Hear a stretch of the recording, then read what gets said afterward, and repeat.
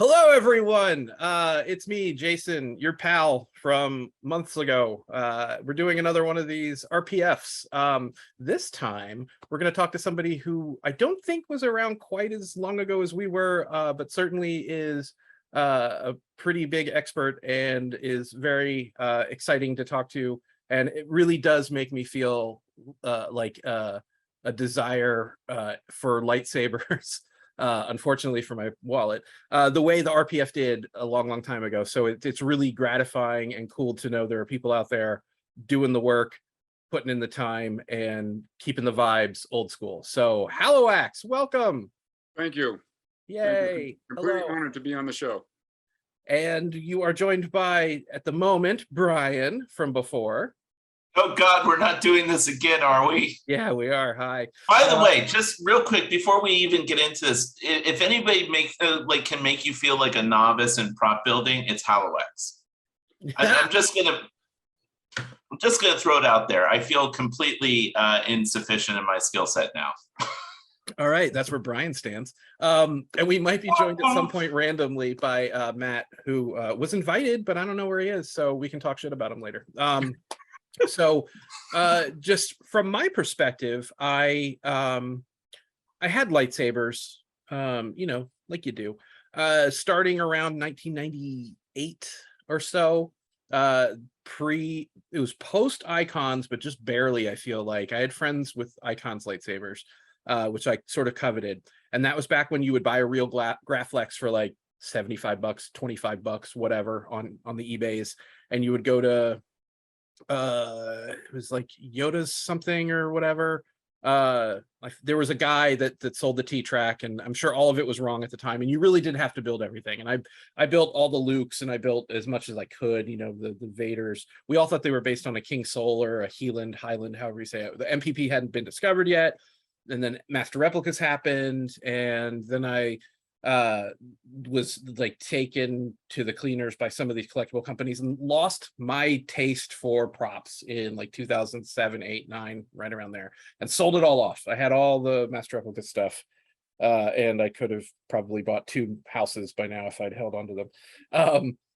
And then starting these RPF talks, I started thinking about sabers again, and god damn it, like, all right, I want to get some more sabers. And then I started doing the research on the RPF, and by research I mean clicking and reading things that I had literally ignored for like 10 or 15 years. And I saw the name Halliwax come up again and again and again, and I started seeing what he was doing, and I was like, holy crap, like these guys have done amazing work while I haven't been paying attention. And I just wanted to talk to you about like how you found the RPF and what got you started, and like, who are you? Your tale of misery and woe. So the RPF just isn't about props to me. I live in a very small town. I don't have many friends. I get on the RPF and I have all these people with the same interest. So I sit there and I get to talk with these guys and girls all day long about different kind of props. So the RPF just isn't props to me. It's like a digital family. So I'm very protective of the RPF because, like I said, the RPF is family to me. But realistically, I didn't get onto the RPF until the late 2000s because in the mid 90s, I started getting into props because of Ghostbusters. Yes. I wanted a proton pack. And first off, let me say, I'm a 3rd generation carpenter. My grandfather was a carpenter. My father's a carpenter. It passed down to me. And my grandfather was also a mechanic, which then my father became, we call it a high performance mechanic. He used to race and everything. So why I say this is because we have garages with all sorts of tools now. So growing up, I had access to, you name the tool, we have it, right? And we still have the tools from the 70s. I've rebuilt most of them. I still use my grandfather's tools. So you have an English wheel? No, I do. Oh, you do? And my other grandfather's basement is all sheet metal tools. All right, right on. It doesn't work. It's probably all rusted and seized up, but I have all that sheet metal stuff. That's cool. But you name it, welders, TIG welders, plasma cutters. I have it all. So in the 90s, I wanted a proton pack. So I started Googling, because in 1996, I got my first computer with the internet. Hmm. And I found a site about props. And I met two guys on there, Vulgus and Viper 45. And they helped me build my first proton pack. Yeah. And then it seems like the groups, like the Ghostbusters group goes on one forum. Yeah. The Back to the Future Yep. group hangs on another forum. And then when I started getting into Star Wars, it was like, wait a minute, you got to go to the RPF. Yeah. So I'm like, well, what's the RPF? So when I found the RPF, it's like, oh, wait a minute, this has got like almost everything here. Why do I have to leave? Right. So I Was found the RPF. was Vulgus Ken who went Yes. to Romania and they lost the screen use pack? Yes, they. God damn it, I remember that. He went to him and what was his name? Sean Bishop. Yeah, yeah. They bought Yeah. the Stan's, I think it was the Stan's semi-hero pack. Vulgus goes to, I think he was moving to Transylvania, Oh wow. and he carried the bumper and a couple other parts in his carry-on, and then the pack went on the plane. They stole the pack. Jesus. Yeah, You and gotta if watch my out for those memory- ghost-busting vampires. If my memory serves me correct, I think they both teamed up and paid 45 grand for that pack. Back Oh, then, I think. Yeah. Don't quote me on that number. Don't quote me on that. But so, But it was a substantial amount of money. It wasn't like something trivial Yeah. to get Yeah. this hero pack, and now Right. it's gone. And I know Sean is Ghostbusters royalty. Like he's Yes. got a Ecto. He's made packs for. Didn't he make a pack for Bill Murray for that appearance or something? Like he's actually involved with that Lineage one right now. okay. They cast. I'm pretty sure they cast the superhero pack for the new movies too, because there's pictures of them with it all apart. Yeah. And yeah, very lucky. Yeah. That is one of my favorite examples of an RPF success story. Like just seeing a guy go from fan, maybe semi-professional, in the industry or whatever, to just fucking owning the scene. I mean, not like in like a diabolical way, but just like the hard work pays off and you just get to this like weird Mount Olympus level where you like look around, you're like, I'm doing it for the new film. Like, wow. Like there's nothing better than seeing people like put in the work and sort of raise the bar either for themselves or for the community or whatever. That's what I look for. That's what I like. Is it's like, wait a minute, I know the person who made that. Yeah. And it's on screen. Yeah, that's cool. So did you make a pack? Oh yeah, I made multiple packs. I actually have I have one right now sitting in my closet in 1,000,000 pieces that I've had since 2011. Nice. And my buddy is like, with me, all my props are in millions of pieces in cardboard boxes all over my room. Like I can't even show you anything besides this view because it's horrendous. Yeah. I mean, I turned the basement is actually an apartment set up in my parents' house where our relatives from Nantucket would come here and stay when they go to school. Yeah. And then they would rent it out to college kids. I moved back home in like 2015. I've been here ever since. I took the kitchen area, stripped it, and turned it into a work area. I got toolboxes and workbenches, and now I got 3D printers over here and t-shirt machines. I bring my ex-girlfriend now, but I bring my girlfriend over for the first time. Like, listen, before you come in here, I just want you to remember, I'm a bachelor and I run like this small business out of my place. So she's like, what the hell is this beside the bed? I'm like, well, that's a 3D printer. That's so great. Nothing turns you on like liquid resin. Right? Ooh. Yeah, that's fantastic. So is it safe to say that you are like the man for the motorized sabers? I know you're shaking your head now. Which is the mark of a humble man, but I will never admit or take claim to anything like that. I'm just a normal person. I'm a nerd who's dedicated. I dedicated 5 years of my life to everything about that motorized stunt. I'm obsessed with that. Okay. It's a deep cut. That means you're the king of it, probably. I hate to break it to you. Or you're up there. You're good. I appreciate it. Yeah. I have to say that everyone that has seen, because I got one from you. That's like that's the we have this ongoing thing. I think I've got like 3 or 4 more planned and coming from you at some point. Yeah. And anyone that has seen it has lost their mind, like in the best possible way. Chris saw it and he's like, I'm so jealous. Like he's dying to see it in person. My brother came over and he's not like in the scene at all, but he's holding it in his hand and he's like, they spun? I was like, yeah, they had a motor in them. And he's like you saw the gears click and things like connect, and he was like, that's why it made that noise. That's why it's so weird on screen. And he's holding it and it's spinning, and then I moved the light and then I showed him the footage and he's like, oh my god, it lights, it glows. And I was like, yeah, dude, like that's the payoff kind of thing. Like when you hold it in your hand, you're like, this is pretty much what they used in 76. I tried to replicate it exactly like they used, down to the same motors and everything. And the concept is easy. You put a motor in a lightsaber and it spins a blade, but it's not as easy as you think, because it has to be perfectly balanced. Yeah. And then I wouldn't be where I am today with those blades if it wasn't for, he doesn't want his name mentioned, but somebody recently got into the archives, well, recently, a few years ago, and I'm pretty sure he found an unmodified blade somewhere, because he gave me the number and he goes, we got to find these. So he found vintage ones because he's in the UK. But ironically, they still make that same model antenna today with the same taper, and I got them here in the States. So it's a carbon fiber or fiberglass? To me, it looks like fiberglass. Okay, yeah, probably fiberglass, but it's a boat antenna, right? Exactly, it's a boat antenna. And that's okay. That's okay to say publicly. Oh yeah, it's a boat antenna. Yeah, because it's very lightweight.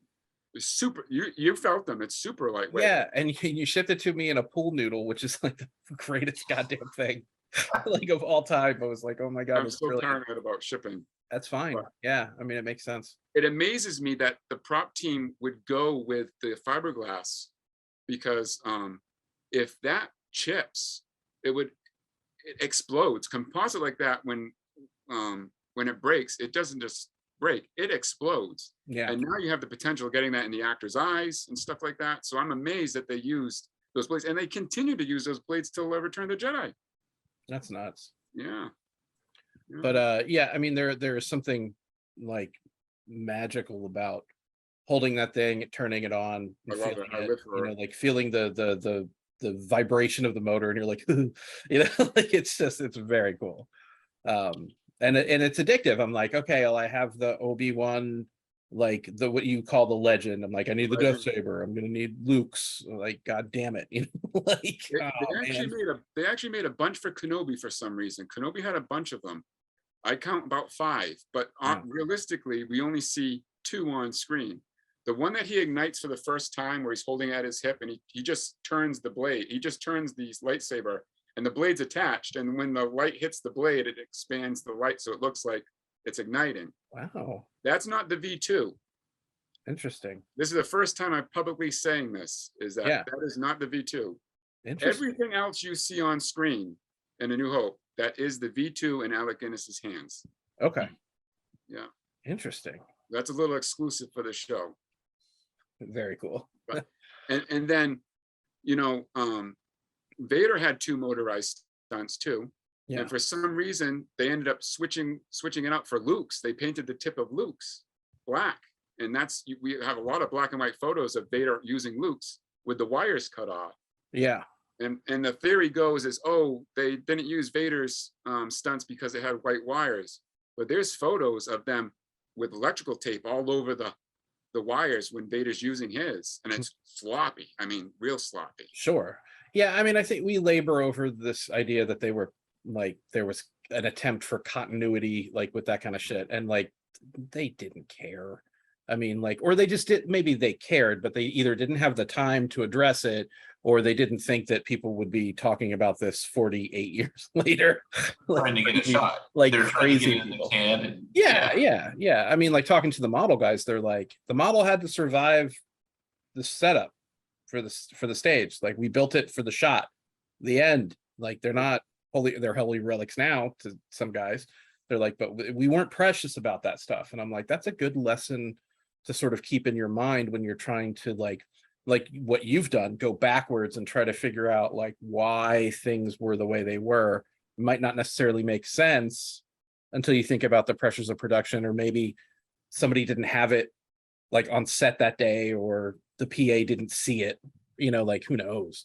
That's it. But it's endlessly fascinating too, because like I have this motorized saber from you. You may later in your research, which will never stop because I've never stopped researching something even when I'm done, you may find a tweak, and like that keeps you going, in my opinion. Like if you discover something new and you had set it in stone, you're like, I get to make it again, but slightly better. Like, hooray. Like it's kind of weird because I don't think a lot of people think like that's a positive necessarily. What I love so much about that, I call it the legend, is that it ends up being used throughout the whole trilogy. Yeah. We have Bob Anderson using it in Empire Strikes Back. And in one scene in Empire Strikes Back, if you pause it, the emitter changes. He's using the MPP, and then one quick scene, it's the V2's emitter, and then it goes back to the MPP. And then they cut the blade off of Return of the Jedi and hung it on Luke's belt. Yeah, and doesn't he throw it and they roto the blade on the wrong side of the saber? Yeah, that's a different stunt. Okay, that's a different stunt. That's right. That's a Vader stunt. They Right. they rotoscope the grip section. Yeah, because who cares? Like you can't pause the movie, guys. They're in the theaters. Yeah, I remember being young, and it's like, why does Luke Skywalker's lightsaber constantly change in color? I mean, when he catches it, it's black. Yeah. And then over here, it looks like silver. And then Vader's holding it, and there's no black paint on it. Why is that? Because you're young, you think he's only got one. Right. Yeah. I love it. And the fact that the Jedi saber looks the way it does because somebody gave him the Empire one on set apparently, and then somebody else was like, he lost it with his hand, so they just grabbed one of the Guinness stunts, right, and gave it to him. So here's another RPF thing. See, like, you hear these stories like through the threads from the veterans. They're like, oh well, yeah, it was an accident that the V2 ended up on his belt because Hamill, told Lucas, the Graflex wasn't on my belt. I shouldn't be on my belt because I lost in the previous film. So you read that on the RPF and you're like, oh wow. Little do I know, it's like, well, these veterans have proof and they've seen the pictures and they're just kind of leaking it out. So years later, when Brandon reveals the photo, I'm like a little girl. Like, I'm on the computer, I'm like, oh my God, here it is. The whole time, and there's multiple times that's happened, like they've said, I've heard veterans talk about Luke's motorized stunt being broken, and they don't come out and say it's broken. They'll say, well, it took 3 days to film that scene, and that's a very basic scene. Maybe the thing broke. And then like last year, somebody slips me a picture, like, check this out. There it is, broken in Hamill's hand. I'm like, oh my God, they're right. They were right. Wow. Well, Brandon was very kind enough to open up the little magic Marcellus Wallace briefcase and, or whatever. It's this little silver like case he has. And I got to hold the actual V2, and the V2 might be my favorite. It's sort of neck and neck with the Obi-Wan. And it was, I don't want to say a religious experience, but it's up there. It's like you're holding this thing that was in the movie, is definitively the thing. All the weathering, you're trying to burn it into your brain, like you're trying to like feel the weight of it, and like it feels a little sloppy, and you're like, if I had made this, I wouldn't be proud of it necessarily, like this. And but you put all that into context, you're like, this thing has seen some shit. It is a workhorse. And that little mystery cube at the time no one knew what it was. And he was really interested in trying to figure that out because he hadn't revealed pictures of it. And he's like, what do you think this is? And it spun freely. And I'm like, the nearest I could figure just off the cuff, it was like, it looks like a decorative, like thumbtack type of thing from like from a fancy couch or something from like upholstery maybe, like, because it didn't seem to be functional necessarily, you know. Yeah. And God, it's just those kinds of moments, like you can't believe they happen when they happen. And then like that, I knew like when I had finished that experience, I was like, I need to get a V2 into my life at some point. So I'm excited that that's gonna happen. But good God, I envy you so much, man. That's like, it's random when that shit happens. I can't ever plan for it. You know, and every time something like that happens, I'm like looking around like, really, this is me? Like me not having 2 of the 4 or 5, I guess, 2 of the 5 Death Star Tower model examples in my life. I'm like, man, I really wish I had those other two. And then they just show up at my house. This is one of them. You know, I'm at the moment like measuring and we're gonna ID the parts, but I'm like, that this gets shipped to me, like they trust me that I'm not gonna immediately like throw it on eBay, you know, like not that but you know what I mean? Like, it's just surreal to me that like I have built this situation where I can be like, hey, do you know anybody that has the thing? And then like 2 days later, it just shows up. Like, what the fuck?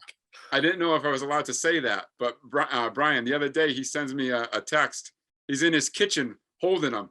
And I'm like, who just has the Death Star towers in their kitchen? You know what I mean? No, yeah. I immediately, I messaged him and I was like, hey, can I show this publicly? Because it's fun.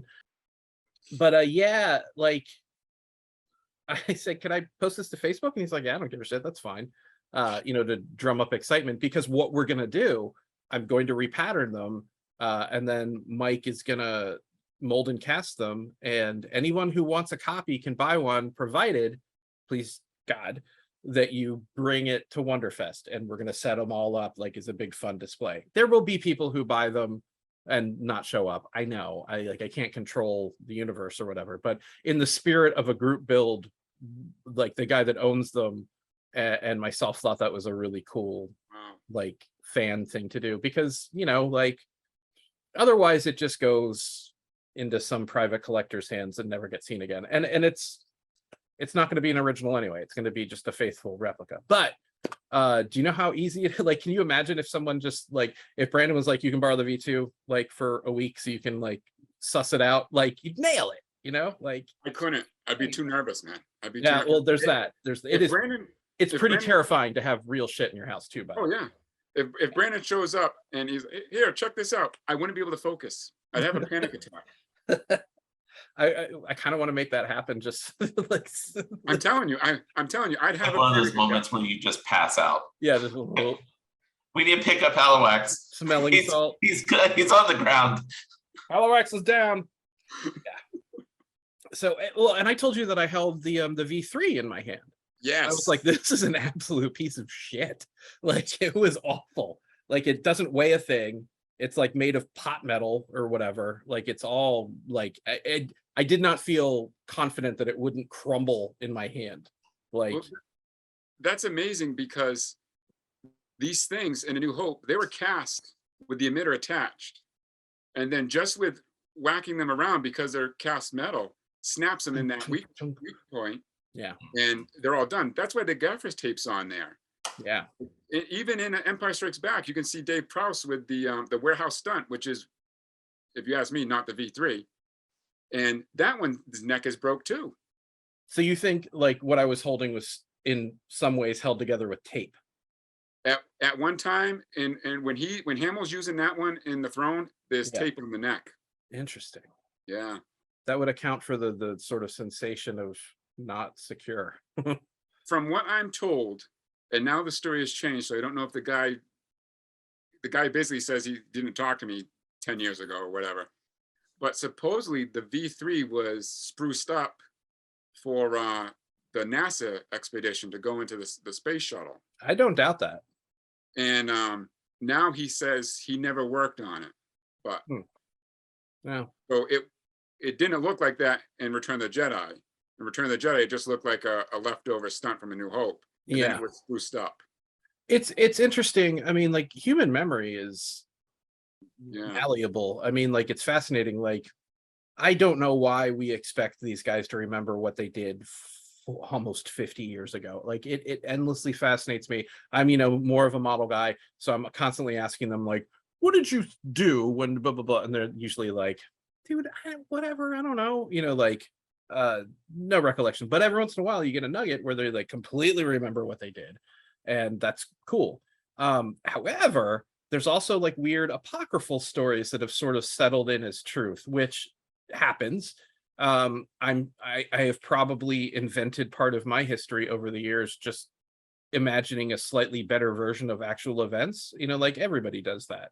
So like the origin of the Millennium Falcon, that story has changed Just thinking about that. 3 times, and it drives us all fucking nuts because and it's fine. Can you share it? Because I've never heard it. Okay, so they build what is the blockade runner for most people. They build the linear pirate ship. They called it the pirate ship. And they spent a very large amount of the model budget on this, what they thought was a hero ship. It was going to get a lot of screen time. Showpiece. Yeah. Yeah, and it had the Falcon cockpit on it. It had the Falcon radar dish, and was weirdly, up until recently, very photographed, underrepresented.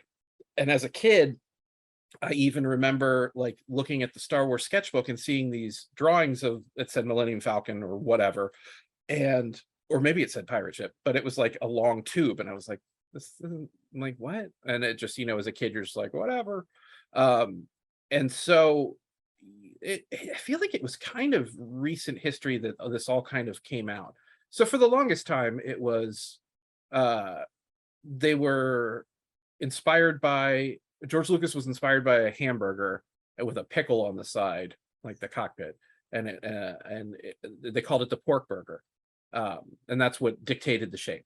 They called it the pork burger because I guess they were always hungry. They had names. They had food names for almost all the ships. The Thai bomber was called the Double Chili Dog. The Rebel transport was called the Tuna Ship because it was like sushi. The pork burger was, like they the pickle ship, the Mon Calamari, I guess it was Home One or one of the, they called that the pickle ship, and they still call them that to this day. To this day, Lorne calls the blockade runner the princess's ship, and he'll say the pirate ship, meaning the Falcon. He'll say the Falcon too, but like production has their own names for this shit. So I think the pork burger thing comes from the internal nickname that ship got. But so we're at this point in history where that doesn't exist. We've got this long white pirate ship, and they have sent probably drawings, photos, whatever, to Elstree. And Elstree this is like November, December 75, probably, maybe a little before then, because Lauren and John Erlin were hired in the fall of 75, and Lorne was involved on the Falcon, but he initially was only doing Death Star tiles. So a month or two had to happen before the Falcon panic set in. I don't know exactly when that happened. It might have even been early 76. But knowing that, the cockpit is clearly underway in England as a full-size set, right? And they're already building, like, I think a giant, like a larger version of the radar dish. I don't know if they had started that when this happened, whatever. So long story short, which is not, somebody sees Space 1999 and is like, oh shit, the ship in Space 1999 kind of looks an awful lot like the long white pirate ship. And there's a photo of like a toy, like a corgi or whatever, eagle with the pirate ship. And somebody said, we can't do this. And so they made the Falcon. And so we all thought that, and we know that the Falcon was made like in a month, like pretty much, which when you think about that is fucking insane, because like that is one of the most iconic designs of all time. and it's like a gorgeous model, and it's built beautifully, and like they did that in like, you know, let's say 6 weeks to be generous or whatever, but like that thing came together fast. So I think because of that, memories are hazy or whatever. Brian and I are friends with a guy who is much deeper into the stream with all the effects guys and gets a lot of their personal photos and etc. And he is given a negative or a slide of somebody taking a picture, probably Grant McCune, could have been Dykstra, but or Edlund, one of the three, over the shoulder of someone, drawing over top of the pirate ship, and it's clearly the Falcon's shape, right? And you look at it and you go, that is the missing link. I think that's Chaka. that is clearly an attempt to save this money that we have sunk into this big thing and skin it with a saucer to make it look different. And when you look at that photo, the wells line up with like the escape pods on the mandibles, the cockpits in the center, which they have said in the past, the initial Falcon idea, maybe we'd have the cockpit in the middle. And the engines just sort of stick out the back, and the radar dish becomes the gun turret. And so you look at that and you're like, oh my God, they thought, hey, maybe we can just make some more stuff over top of it and make it really round and save our bacon. And then we see a hand. And we see a hand. And everybody was like, that's Joe Johnson. And Joe Johnson, I actually was present at that. Did I ask him via the internet, or did someone else? You did. Yeah, no, I think it was via the internet, and he said, that's not my hand. Yeah, and I was like, shit. And then somebody said, I think it might be Ralph McQuarrie. And Ralph McQuarrie wouldn't have done that, I don't think. So we were all kind of like, huh. And in the back of my head, I'm like, nah, that's Joe Johnson. He's just not remembering. But it's not my thing to say, you know, whatever. And so time goes on. Oh, and while this is all happening, that photo is accidentally shown for like half a second at like a Visual Effects Society or Academy screening or something, like while they were doing a presentation. And the whole room was like, what the fuck was that? Go back. And they were like, no. And like one guy was so obsessed with that idea, because that's how I felt when I first saw that photo. None of us had copies of it either. I saw it like that crowd saw it, just for like, you know, a minute or two. And then you're like, you get the vapors or whatever. And so there was a web page, I think it's still up. The guy has like redrawn it from memory, and he's like, Jesus fucking Christ, you know, like we all were. And I had contacted him. I'm like, I've seen it too. You know, we were both like, no. And so time goes on. No one believes me. No one believes any of us that like have this theory. And then the solo art book comes out, and there it is. And we're like, so now the picture's out there. And still Joe Johnson's like, ain't me. And we're like, okay, that's weird, but all right. So clearly whoever was drawing that, and this is the information we have at that moment, was like, I like that design. Let's just make a new thing. We'll turn this into the princess's ship, which we hadn't made yet. They never would have made the princess's ship 6 feet long. That would have been a much smaller miniature.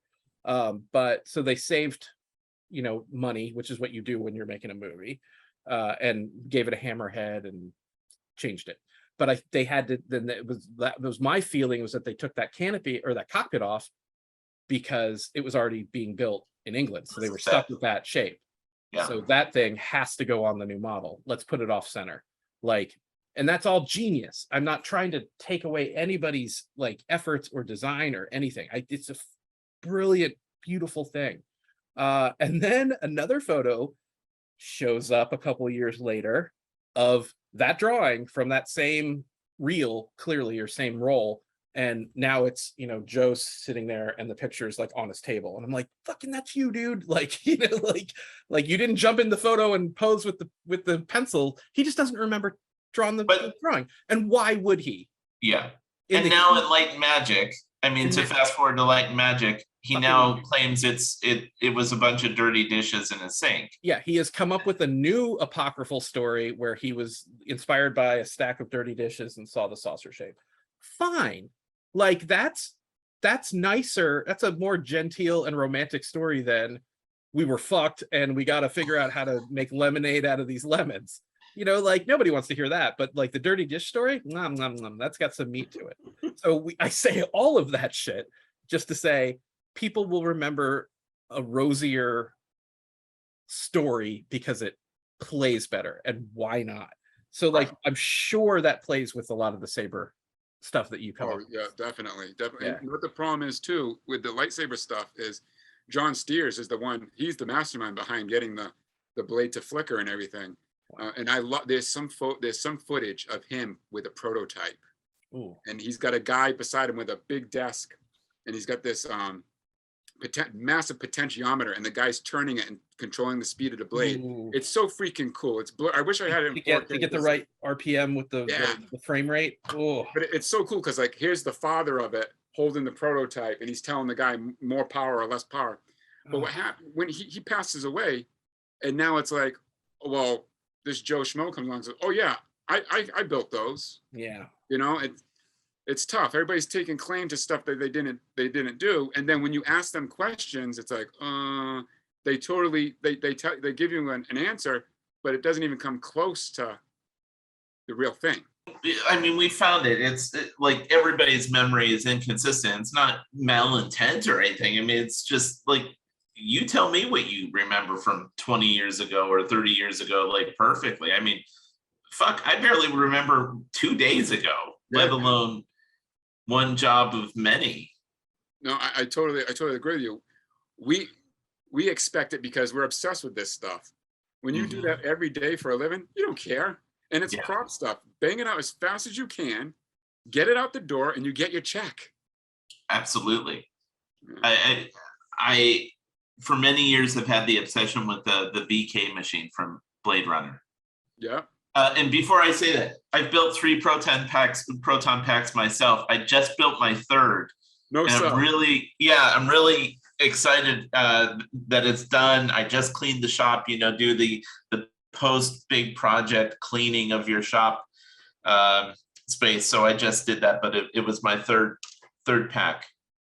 What shells are you using? So I used this time Ben of Kent. Yes. Yeah. How do you like it? I loved it. It's a little sloppy on the inside. So I'll be honest about that, because there's been some really nice fiberglass ones that have come out that are just really super clean and professional on the inside. I don't want to say his is unprofessional, because where it matters, it's beautiful and it works. And then throwing chicken thrower is what I'm using. And I didn't follow any prescription on this. I created a legacy pack, so I just did my own riffing on it. It's afterlife wear and a lot of GB1 kind of vibe to it, but a little bit of something unique for myself to make myself happy. I think those builds are the funnest builds, because you're not anxious about accuracy. I need to add this little scratch. You do what you want. Yeah. You know? Yeah. Yeah, that's a lot of the models that I make now are like that. Like I'm building it for myself. Like what I like about you, Jason, is you do all the stuff that nobody else has done. All the Macquarie stuff. It's like, that it's funny. Like somebody said, like a lot of these guys seem to be doing what you did last month or whatever. Like I'll make something and then I see like a kit of it by somebody else and their interpretation is different. And it personally fine. I'd be flattered. But it's also like, I don't necessarily agree, because that information's been out there for 40 years and they have the same books I do. So maybe they just picked the cool one like I picked the cool one. I don't think I'm being copied necessarily.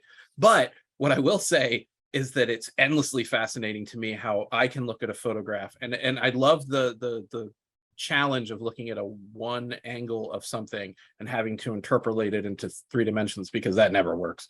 But what I find insane and fascinating is that like I will interpret that one drawing in a wildly different way than someone else will. And I look at what they do, and sometimes I'm like, oh, okay. And other times I'm like, nope, nope, you did that wrong, personally. Like I'd never say that publicly because it's just personal opinion. But like, it's really weird when you're not following the doing a replica, a seriously intense, trying to nail every thumbprint and scratch. It's like art forgery. It's an art but you've got it, and it's almost like mathematics. There's a right and a wrong in a way, because if you don't hit that mark, you don't hit that mark visually or whatever. But when you're interpreting something, people don't know how to handle it. Like, because I feel like the RPF was built on a bedrock of people being judgmental in a lot of ways, whether it's like good spirited or not. Never. Yeah.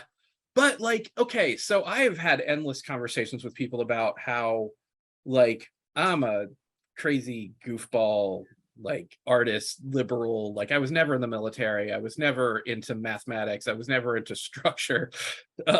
You know, like, and I have friends that are complete different walks of life, but I found it really interesting that the RPF had an inordinate amount of military or ex-military or real, like, regimented, rigid people in it.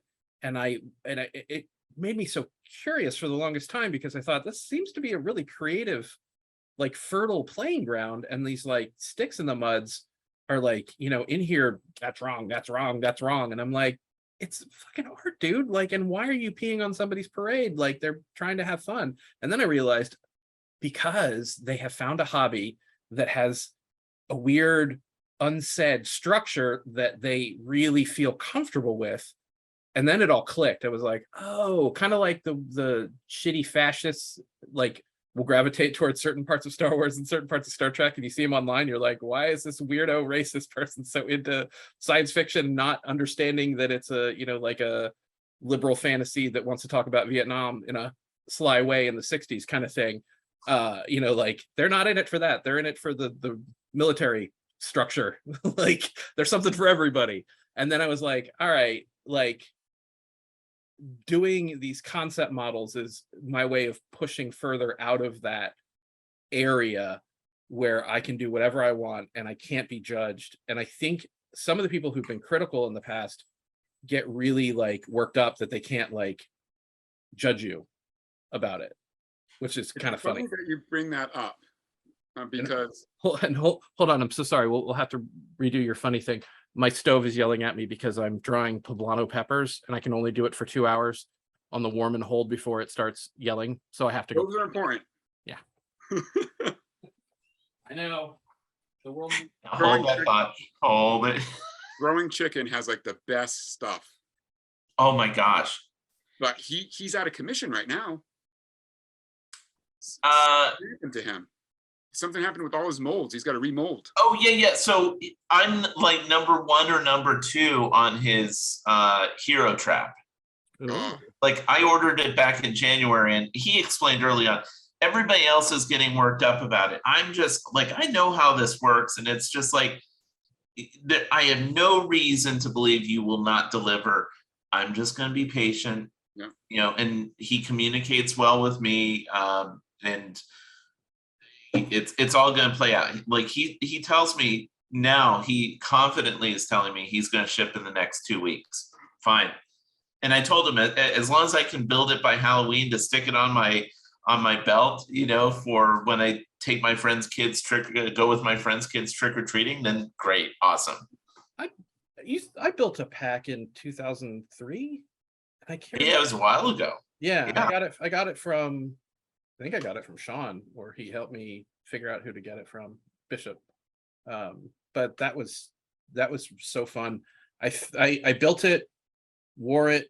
I have to say, being a Ghostbuster for Halloween is the wildest thing. Like, I've been all sorts of shit for Halloween. I was Ron Burgundy one year. I had a Channel 4 news ring from production. It was unused, but like, I mean, I had an actual sort of prop from it, and I had a microphone in the hair and the suit, the mustache, you know, like, you could tell. It was also the year that movie came out, I think. So it was in everybody's brain. And that was well received, but I was mobbed like, to a point where I was like, I don't like this, when I was dressing up like on Halloween. And at the time, I lived in Annapolis, Maryland, which is like a old colonial town. And I worked across the water from the city dock in a marina, doing advertising stuff. But I had a scooter, and it was a red and white Honda Metropolitan that kind of looked like an old Vespa. It was like 2003 that this happened. and I've got the pack on, and it weighed like, I don't know, like 40 pounds. It was awful. It was a back killer. It had a Hyperdyne system in it that ran on like Oh, Bunch of D cell batteries or 300 D something. cell batteries or something. Yeah. And you know, you turn it on, it was like, you know, it had like a subwoofer in it.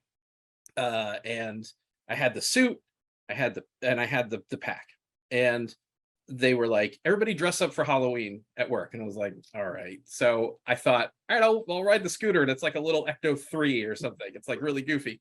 And so I didn't put like a ghost symbol on it or anything, but I get on the scooter, I've got the pack on, I've got the flight suit on, and I know I can take a route to work where I don't have to go over like 35 miles an hour, because the thing's basically a souped up moped. It's like not like highway ready. So I'm going pretty slow, and people are honking. This is like 6:37 in the morning.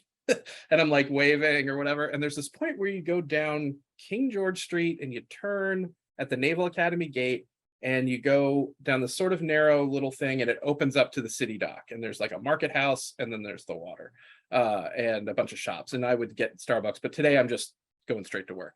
So I'm going probably 20, 25, and I come out like onto the city dock area from that little side street. And there's this little kid who, he must have been 7 or 8. He's holding his dad's hand, and he's looking in my direction, and the dad's like looking in a different direction, I think, because they were going to cross the street to get to parking or whatever. And the kid looks at me, and I smile, and I'm slowing down because there's like a stop sign, and he goes, "Holy shit." And the dad turns to the kid to like yell at him. And the dad looks at me and sees me, and he goes, "Holy shit." And at that point I'm laughing, and I'm like, "Good morning." And I just kind of go around the circle and off to Eastport. And then yeah, it was fun. Like I immediately took it off the second I got to work, and I was like, my back, you know, like, oh Christ. And then I had to put it back on and turn it on. And, you know, we're in October 31st, and it's getting kind of dark at like 6 p.m. or whatever, 5:30 p.m. So, you know, it's dusk and the lights are much brighter now. And so now I decide, all right, I'll have a little fun. And I come up Main Street instead of taking that side road. So I'm coming up Main Street, and already there are clearly drunk people, because there's a lot of bars, and it's kind of like a, you know, whatever. And people are coming onto the street and stopping me and like slapping me on the back. They're like, "Ghostbusters," and taking pictures and shit. And this is before iPhones or whatever. So like, it was like kind of weird, like, "Oh dude, come to my, you know, like my sister needs to see this," or whatever. And I'm like, meep, I gotta go, you know, like it was really weird. And then every time I'd stop, somebody in a car would honk or like rev the engine or go like, "Ghostbusters, fuck yeah." Like, I have never seen anyone from all walks of life immediately just be like, yeah. Like if I was a stormtrooper, I'd get nerd from somebody. No one, everyone was so happy.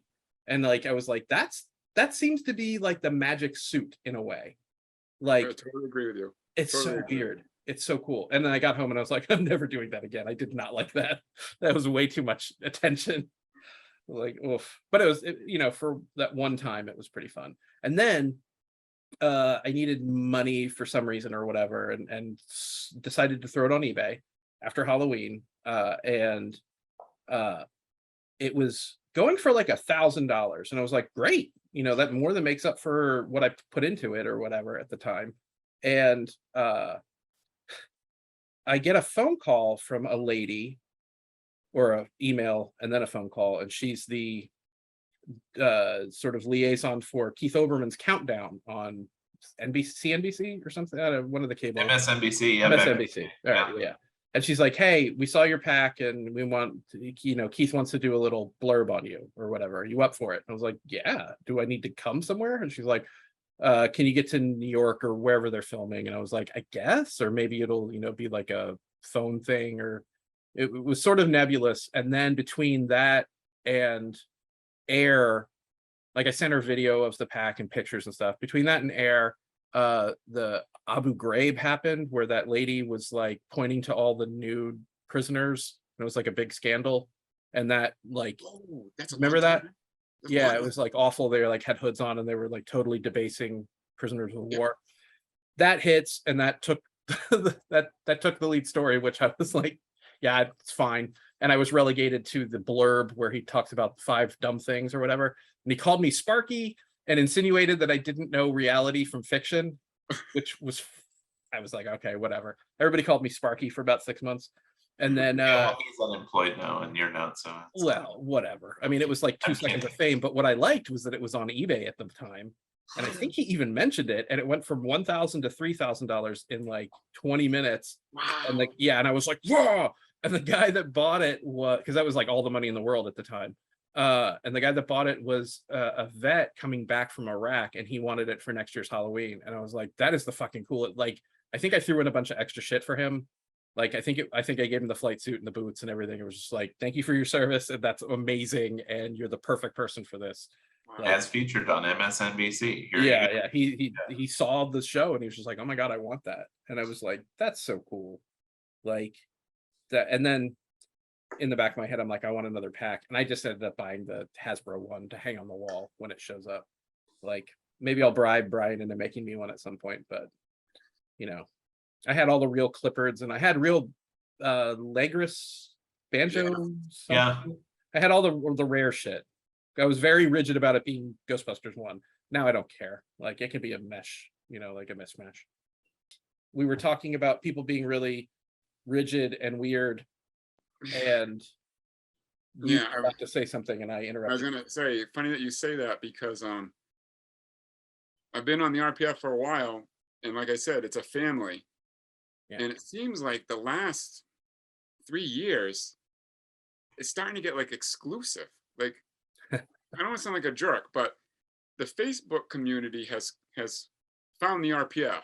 They've come in, and I really shouldn't say Facebook community, but a new group of people have come in, and I don't know if the word privileged or what, but it's like, all right, so I was bullied my whole life in school, right? Yeah.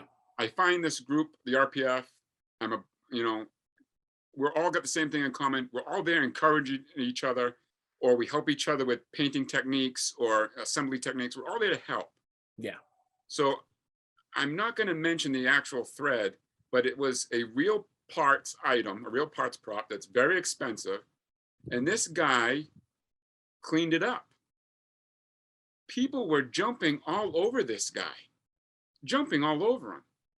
So I'm watching, and I'm not commenting, but it's like, why are these people so aggressive to this guy? Mhm. The guy spent his own money on it. If this is what he wants. So finally, I posted, I said, hey, Lay off. it's your money. You do what you want with it. If you're happy, what does it matter to anybody else? Yeah. And the guy's like, thank you so much for your support. Do you believe people message me saying, Halliwax, what's wrong with you? Oh yeah, I do believe that, because there are like 5 or 6 people that, like, to this day loathe me, like hate on me so hard that no one remembers why. Like, I certainly don't, because I, at multiple times in the past 10, 15 years or however long it's been, have said, hey, in the interest of just, clearing the air, because we all live in the same planet, like, I apologize for whatever the fuck I did to gain like such ire or whatever. And they're like, you know what you did. Like, I really don't. Like, sorry. So I absolutely believe that sticking your neck out to defend someone, which I used to do, I was very fiercely protective of the model scene, and it got me nothing but like hatred. Yeah. Yeah, it's I 100% understand and believe that people gave you shit for not agreeing with the mob. Yeah, well, honestly, would I do it to my own? No, but it's the guy's own stuff. What the hell does it matter to you? You know? That's nuts. It's his money, it's his time, it's his effort. How is this negatively impacting you? It's not. Leave the guy alone. Yeah. Yeah, And you just see more and more of it, and it's just like, let's go back to how we were. And the biggest thing is the recasting right now, especially in the lightsaber stuff. It's like, okay, and here's the thing. I'm going to take the time to explain this, because the community doesn't understand how the recasting affects the whole spectrum here. Because if I have a shop and I do a run, and it costs me X amount of money to do the run, and then you take, and now I do all the engineering, all the CAD work. I don't know how to thread the item. So now I pay somebody to thread my model so everything threads together, right? I spend all this money, and I spend all this money investing into the project. I do the run. Then somebody takes that item and reverse engineers it. They don't have to spend the money on the engineering or the CAD or the threading. They've skipped the line, Yeah. and they make the same amount of profit as, you know, well, more profit than what I did. What's that do to me? Yeah. It makes me say, hell with this. I ain't going to do this. Why should I waste all this time and money? Yeah. So now we're lucky right now. We're very fortunate. We have a plentiful amount of lightsabers out there, and stores too. We have Wanawanga, who's got a bunch of stuff. Roman Prop's got a bunch of stuff. Everybody's copying everybody. Who's to say, hell with this, I won't do it anymore. So when the copycats don't have a source to copy, what's going to happen to the community? Yeah, it contracts. That's why I'm totally against recasting. Yeah, and you have eloquently described the situation. Brian, did you see Matt's message? Yes. Okay, is he going to join in? Let me go ping him. Okay, because I saw it on my watch. I don't Is have Matt the one with the Batmobile? Yeah. Yeah. Oh my God. The Mattmobile. Yeah. He thought it was 4 p.m. Pacific. He's like, fuck. So he can join in. I mean, we're still going to talk for a little bit, I'm sure. And it's funny you mentioned that, because I love the X-Wing, and I always wanted to make the Hero X-Wing, which is just a different beast from the Pyro, and I won't get into that now because I've done videos on that, and I could talk for like an hour and a half about all the differences, but essentially it is a fatter, longer, different beast. And that was what was on the lunchbox when I was in kindergarten, and that's what I fell in love with, and I just wanted that so bad. But that never got disseminated into any of the streams. The Pyros did, because some of the ILMers kept pieces and copies of Pyros, and like Grant McCune Design had molds from that, and everybody ran one for themselves. Not everybody, but people, you know, like that got out. And so the community had Pyros, like 2nd gen, 3rd gen, and every time you see my hands, they're getting smaller and smaller. You know, like there's shrinkage from the resin, there's shrinkage from just the thermo properties of the resin kicking. And Icons had access to that, but again, a little shrunk, but it was a benchmark. And EFX it was actually Master Replicas, I think. That was a Master Replicas product that EFX essentially took across the finish line, sort of transitioned. I worked on that at the very beginning a little bit, but not in any real meaningful capacity. But they tried to correct that by sort of upsizing things, knowing how big the actual model kit parts were. But you got to understand, the X-Wing is this hand carved shape. And when you go out that far with no other reference, photos are going to lie, focal distance, whatever. So you're just guessing. And that was fine. I mean, like, I had a Pyro from Frank Cerny, and it was, you know, the tits, it was bee's knees. It was amazing. And then I just sort of throw it out there every once in a while, like, man, I really want to make an X-Wing, like, right. And my whole thing is, I want to preserve the data, like a lot like you probably with the lightsabers. I want to like sort of replicate what was made. Like, I want to sort of lock that in and preserve it to history, because again, these guys are in their 70s. They're not going to be around forever, and a lot of the shit goes away. And so one of them was like, I found some X-Wing stuff. I don't know if it would be helpful, but it might be good for panel lines. Do you want it? Never say no. You know, I'm not going to be like, nah. So I get this box, and I open it up, and it's sent like in a recycled Amazon box with like some like Stop and Shop paper bags, you know, or whatever. I'm like, there's no foam, it's not signature required, it just shows up. It's been in the post system for like a whole week, coming out from California or whatever. So I open it up, and there's 3 Pyro wings, a Pyro fuselage half, and a Hero top shell. And they're warped. Like, the wings aren't. The wings are great. But you know, the bodies have been sitting in a closet for 40 years, and they kind of like have twisted a little bit or whatever, or perhaps they were pulled out of the mold and, you know, were never used. They're from production, they're from Star Wars, they're not from Empire or Jedi or whatever. Still pliable and tossed, right? Yeah, but they were clearly offcasts. Yeah. But I've got this now locked in Pyro data, which when you put it up against, like, you know, the fan Pyro is still longer somehow. Like, you realize there's shrinkage by like, you know, this much, but then the Hero is enormous. And the pyro was made from a hero. The pyro master pattern was made from a hero and was cut down the middle vertically instead of horizontally. So now you're losing the blade curve. So now you see the heroes now wide enough by however thick that blade was, and also how much they sanded, you know, because it's all hand done. Yeah. And like, I'm like, oh my God, I can make it, like, definitively, like no one can say it's wrong. And it's like 1.5 inches longer than any other thing that we've had access to. And I might add, it's decidedly thicker, which, as we all know, matters more than length. Because I got to put a dick joke in there because we're talking about the X-Wing. And also, wait, I see Matt. There's Matt. Clearly, I showed the right moment. Yes, you came in the right moment. We're talking about wangs. We're talking about recasting and the damage it does, and when somebody does something right, how if it gets out there, kind of like puts a turd in the whole punch bowl of the scene. Nope. Are you That is guys physically seeing Matt? No, not yet. No. Okay. Not to have strong enough signal, but I'll try again in a few minutes. But I did want to say on that very topic, I've pretty much stopped making stuff for sale because of recasting. Yeah. What did I say? Yup. There we go. Well, Case in point. And the only reason I bring up the X-Wing, besides the fact that I love talking about the X-Wing as much as I possibly fucking can, is that and it's weirdly, I didn't bring this up here for this reason, but I have it with me because I was doing something else. But like, this is like 2 years of solid CAD work by two very talented guys that aren't me. And I've given them money, but it would never be the tens of thousands it would cost to actually pay them for their professional time. I won't let this out.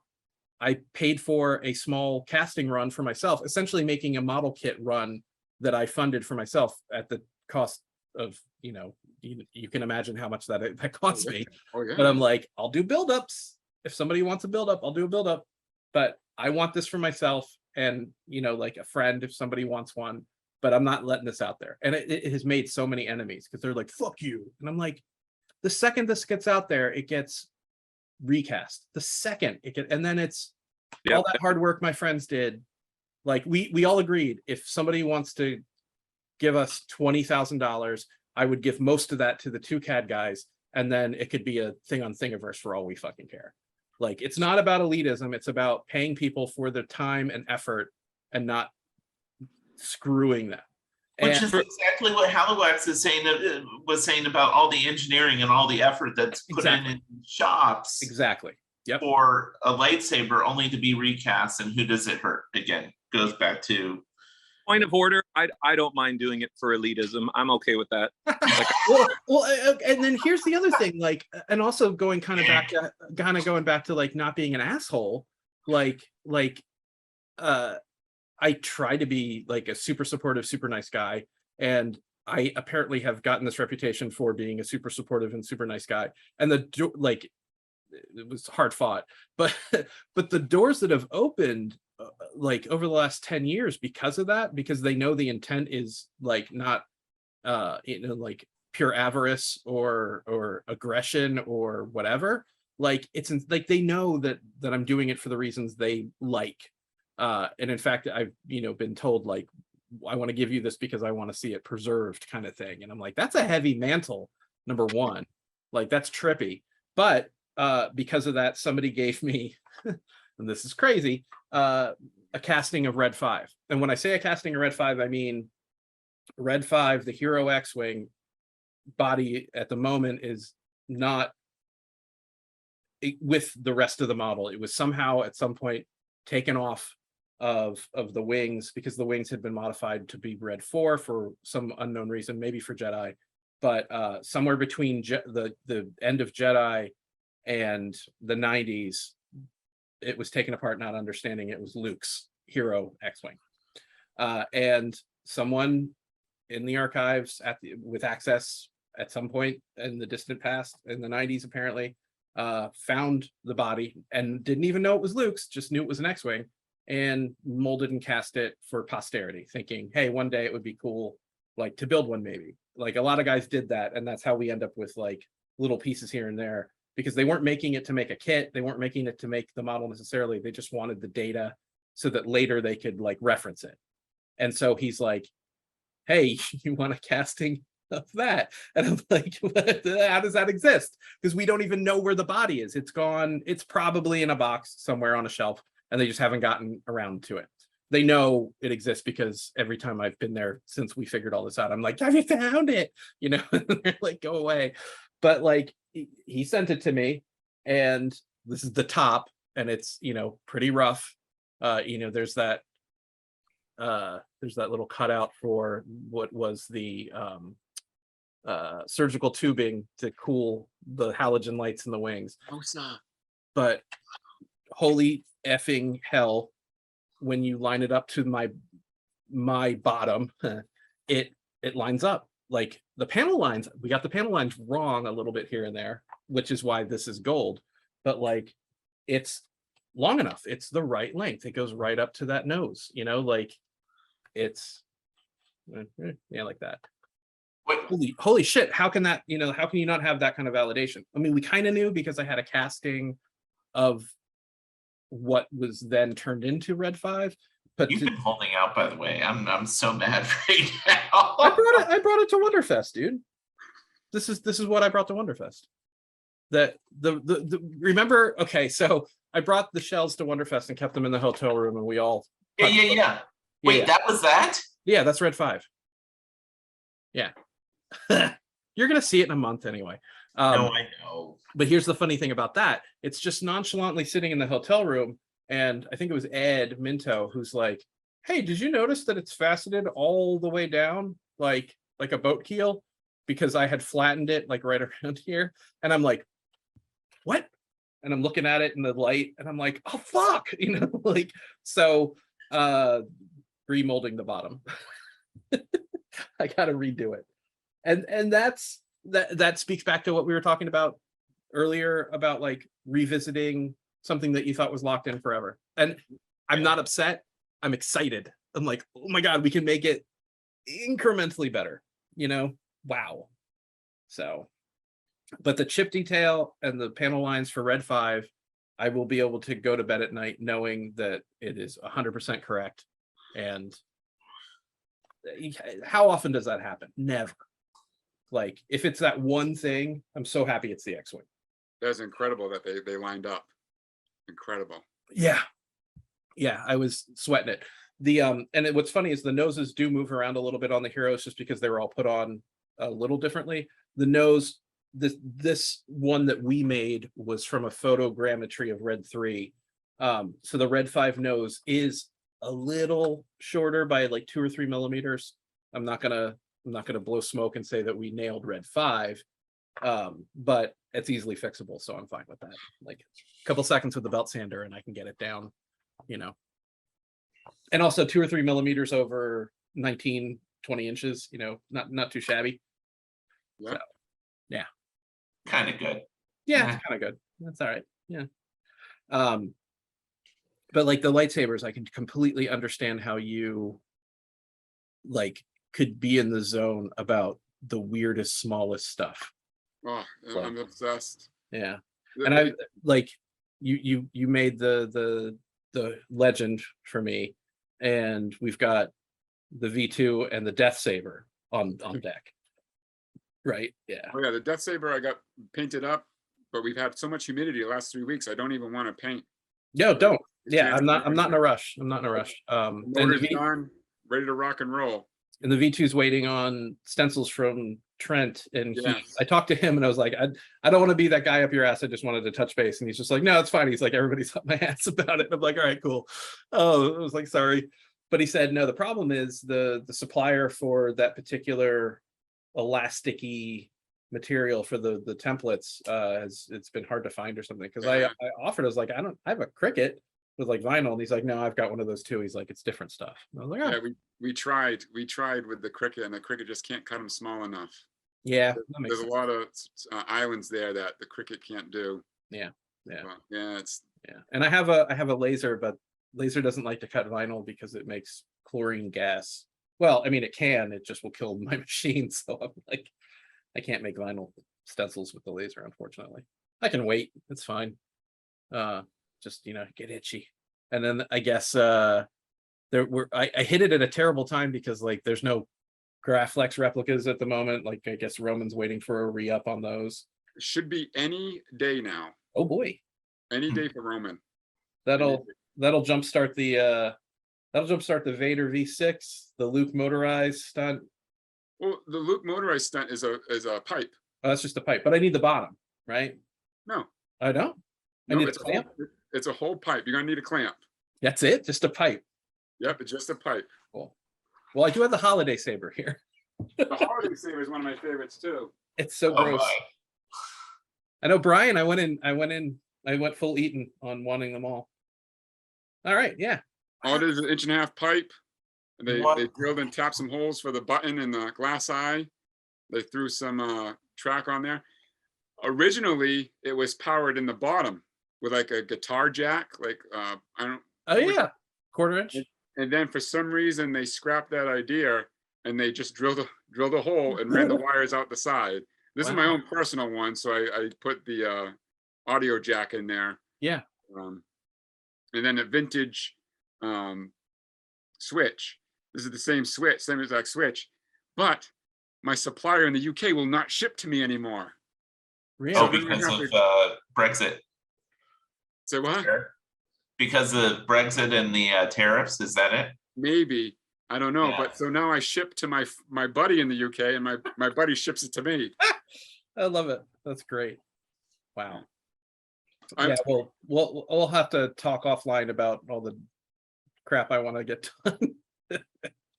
So real quick though, like I want to explore like the lightsaber obsession because we've all picked our areas that we obsess about. How did this come about for you? How did you zero in on lightsabers? Well, since I was a little kid, you know, of course, when I was a little kid, I liked Return of the Jedi the best. Don't throw all your tomatoes at once. But, you know, the most iconic and exciting scene for me is when they're going to push him off the plank and then R2 saves the day, you know, R2 saves, there's the lightsaber and then he catches the lightsaber, the music. And then what I love the most is Chewbacca's growl. And I swear to God, if you had a translator, Chewbacca's screaming, you're all effed now. So That's that great. lightsaber, I'm like, it's on his belt, but it's changing colors. And I'm older, and I'm like, I want this lightsaber. This is the lightsaber I wanted when I was a kid. And when I went on the RPF, there was no V2s. There was no V2 runs. I just missed the I think it was Rilo run. Wow. And then May 4th, 11 o'clock at night, Anakin Starkiller, I didn't even know this guy at the time. He posts a run, and I was #1 on the run. I was just so happened combing the run section, and boom, there it is. I grabbed it. And the rest is history. Trent did his stencils. And this is what I love about the RPF is back then, Starkiller just made the hilt, but we didn't have clamps. And Roman, the community today is spoiled. We have everything. Back then, we didn't have clamps. You had to buy a vintage clamp, and the vintage clamps were $75. Oh yeah. You know, Roman does his MK1s, and he's like, you know what, guys? Starkiller did 45 V2s, and he's going to do another 45. I'll just put in an extra order of clamps for you guys. So Roman got us the clamps, and then Sloth, he was like, I'll make the cards, but we needed the lever. So Wanga and Roy didn't even have his store set up yet. He's like, you know what? Let me model a lever, and he made the lever. They all came together. Trent was like, you know what? I did some Boba Fett stencils. I think I could do that. I think I could do these stencils. That's Trent so whipped out great. the stencils. Yeah. Wow. Me and Trent, when the Pop Culture Quest video came out, Mark Hamill takes the V2 and he spins it 360 degrees. And that's when I said, we got it. Got it. I downloaded the video and it was just like screen capture after screen capture after screen capture. And Trent was done with the stencils, right? Because he's like, I'm never doing this again. So I messaged him like, Trent, you know, we're going to do a new version of the V2, but we need stencils. Can I buy those original stencils off you? So we start talking back and forth. And he's like, you know what? We're going to do a new run of stencils. 3 months. He was examining those pictures for 3 months. Every single day we talk, every day. We named every single chip. Every single one. The parallel with that and some of the model projects that I have been a part of, like it's a different widget. It's the same discipline. It's the same, like we all name things, certain things, like if it doesn't have like a model part name, you know, like everything gets a little affectionate nickname, and things get poured over and refined and refined and refined. And like one guy will take the lead on one thing and one guy takes the lead on the other. And it's like, oh, I've got this machine at work. I could probably run a couple of those, you know, like it's just, it all comes together. God, I love that. And that to me really is like this, the true spirit of the RPF. It's the collaborative work. Like I've said a million times, none of this happens in a vacuum. None of the shit I make, like, it's just me. Like, exactly. Everybody came together, and I'm excited now, but I get excited talking about that. Like when people come over and they're like, well, what's this? I said, well, this guy made this and this guy made that. And we all came together and we worked for months studying this and that. And yeah, It's the journey. Exactly, the journey. Yeah. And the most important thing, I say this all the time, the most important thing about this is the friends I get out of it. Yeah. Like this today, you know what I mean? It's like, this is great. When Brandon was explaining how it worked, I said, I gotta do this. I gotta do this. You know? And then you piece together all this stuff. Oh, I'm obsessed. Yeah. When the new photo comes out, it's like the world stops. Yeah. Like the world is shut down, and it just over and over and over and zooming and changing colors. I'm in bed on the iPad, and my girlfriend at times like, what are you doing? I'm like, I'm just looking at the V2. She's like, I'm looking at my pornography picture. It's the same picture, Danny. Well, I'm like, well, yeah, but yeah, you know, No, it's like the no, same it's not. thing. We're gonna find something new. Yeah. And we do. Just don't get it. Go to sleep, woman. Yeah. Yeah, they don't get it. So funny. Well, yeah, I've got the I had that idea, like I want to have like the Obi sabers in like a rack, display of 4, and then I want to have the I sent you the list where you were like, Oh, the laser cutter, the stand you made with the laser cutter. Wow. yeah, if you I'm happy to cut you some if you want. Like that's, once I get the dimensions of the front and the back, you know, circumference, diameter, it's, you know, just tell me which ones you want and I'll be like, okay, that one goes there. That I've labeled them all like Incredible, in the file. man. So yeah, that's fun. But like thinking like a visual representation of what the V2 was like in a row, like starting with the Obi-Wan, you know, the Roman hero, and then the legend, the Death Saber, the V2. Because is that that's the order would be like legend, Death Saber, V2? Well, or the Death Saber was a separate hilt. oh, Kenobi has about 5. no. Yeah, he has about 5. Okay. And he's got the belt hanger hero. Oh yeah, okay. The V2. He's got the V3. He's got, we call the warehouse stunt, which is it doesn't have a motor in it. It doesn't have a hole for the wire to come out. It was just a practice stunt with a blade attached. It didn't spin. Okay. And I don't know if I mentioned the Death Saber already. I don't know. The Death Saber is, I know with paperwork, they drop it 3 times. They cut the cape 3 times. There's record, what do they call it? Is it transcripts? Where they're on set, and I guess they had 3 capes and they cut each one, and Lucas wasn't happy with any of the cuts. That's why it's zoomed in so close when he swipes. Okay. So at one scene, one quick clip of video, it's zooming in, we can see the Death Saber rigged up in the mannequin, and you can tell because the emitter isn't as wide.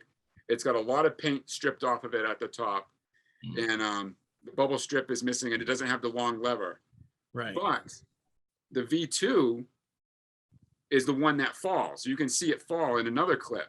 So the theory is the emitter's dented because of the 2 times it's fallen to the ground. Oh, okay. That's the theory. I don't know if I believe that, but that's what they think. I think that they're trying, in Return of the Jedi, they were trying to get the blade off. They started hammering the hell out of the emitter. So you made this for me. Yep. This is the legend. That's the V2 before This becomes the V2 with Yep. wear and tear. Yep. Okay. All right. So I got that, and then I need to send you. I don't think I need to send you this one, the V3 that I bought on the junkyard from someone. That's really nice. This is pretty much like done. Open it up. And yeah, and it opens up. I can put like a little LED in there to light it up or whatever. So this is my death saber. I use Roman props. Mhm. Oh yeah. I put the spring in there. Oh, I guess yeah. I don't have, Wow. mine's not spring loaded. Boo. I can send you a spring. All right. Very easy. Hooray! Okay, so I got those two on lock, and then I've got the Yuma, which is a solid chunk with this screwed in, and I think this just needs paint, right? This was Yep. Now was this made for Jedi, or was this? So that was the first one made for Return of the Jedi in the Yuma Desert.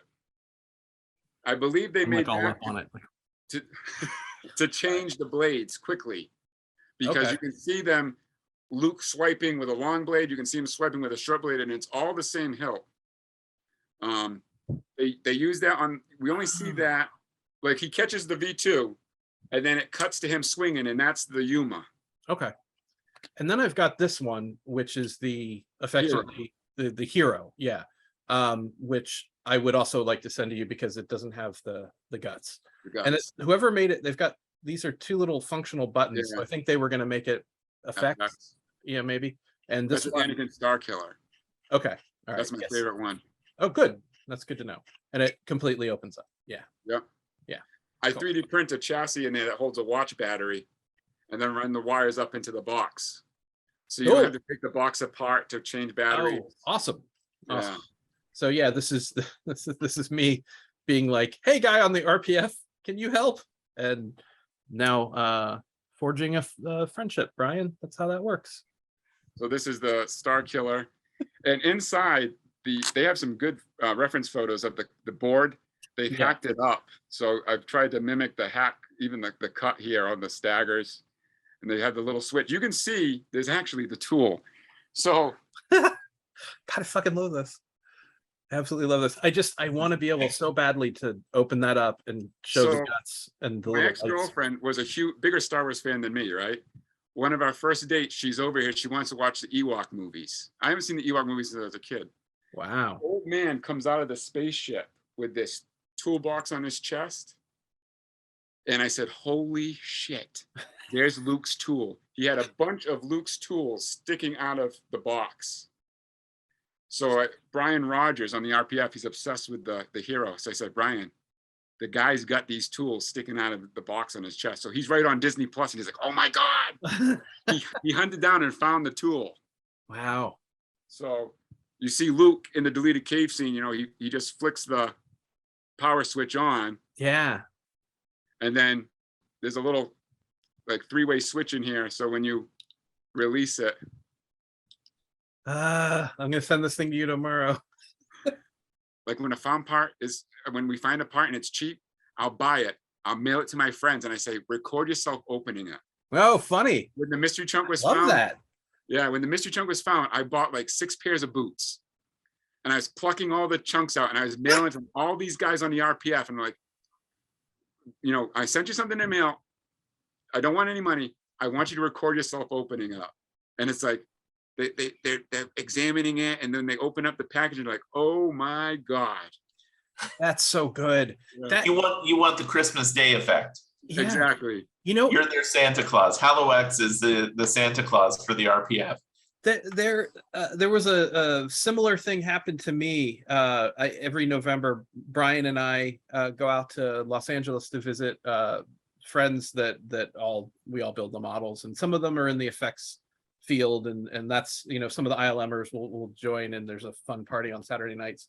And the first thing you do is go to In-N-Out, once you're off the plane or whatever, and so we're all gathered at the In-N-Out at like 12:31 that first day. I'm like fresh off the plane, my luggage is in the car, I'm like all greasy and tired from air travel, and we're all talking about our whatever passion projects we're working on at the moment, and at the time we were very heavily trying to figure out the last like 5 or 6 little parts on the larger Death Star turret, which is actually I love this. that thing. Yeah, it's ridiculous. So there's this part on the back that we couldn't ID, and I ended up scratch building it just from everything else around it, and that's what initially Mike had molded and cast for everybody, and it was fine. It was a great placeholder. And I'm sitting there, I've ordered my food, I'm sitting down with it, and I got up to get like a straw or pepperoncinis or something. I can't quite remember. And I came and I sat back down, and there was a napkin over top of my French fries, and I was like, what? And I lifted the napkin, and there's the model part.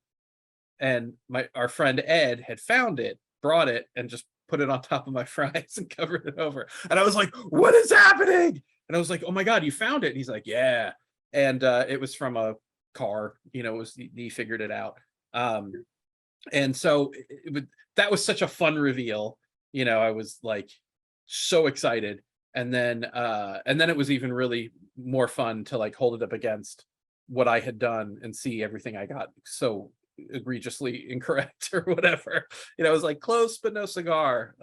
It was fine for what it was, but once we knew the part, of course you're going to use the real one. But that, man, mailing it out to people like that is a next level cool move. I love that. I think that's fun. I actually had, I'm not going to say his name or go into deal, but I actually had one guy cry. I believe it. He actually cried.